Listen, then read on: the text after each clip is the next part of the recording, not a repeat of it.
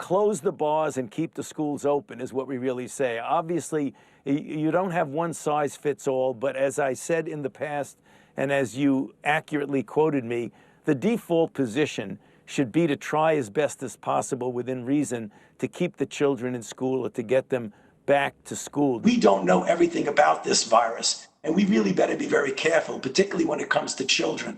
For example, right now, children presenting with COVID-19 who actually have a very strange inflammatory syndrome, very similar to Kawasaki's syndrome. But I am very careful and hopefully humble in knowing that I don't know everything about this disease, and that's why I'm very reserved in making broad predictions. When one person is so wrong, as Dr. Fauci has been, it has grave effects for millions of school children.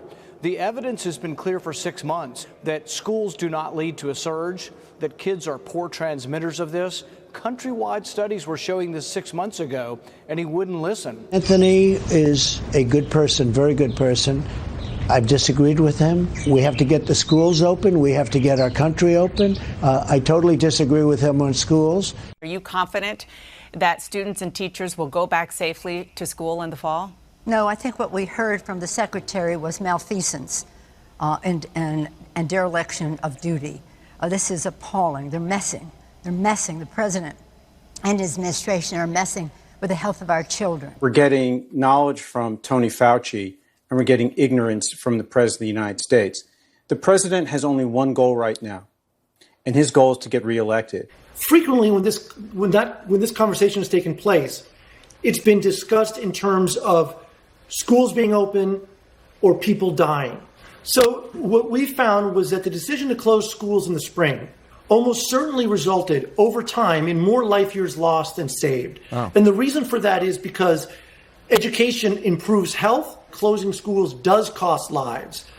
Schools should be, in my opinion, the last thing to close and the first thing to open. Right?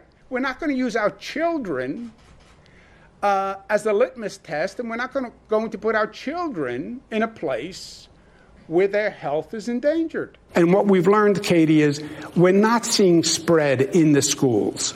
You see a very low percentage of positivity in the schools. Schools aren't the problem. Why do that to parents? If the infection rate in New York City went above 3%, the schools closed. That was the agreement. The single biggest thing that's going to prevent us from having schools open this fall is the large outbreaks we're seeing across the country. Until we can get that under control, we're not going to be able to get kids back in safely and keep them there. James, in your latest piece, you warn that closing schools has been far more damaging to students than we thought. I think there's been a tremendous underappreciation of how bad it is when kids don't go to school.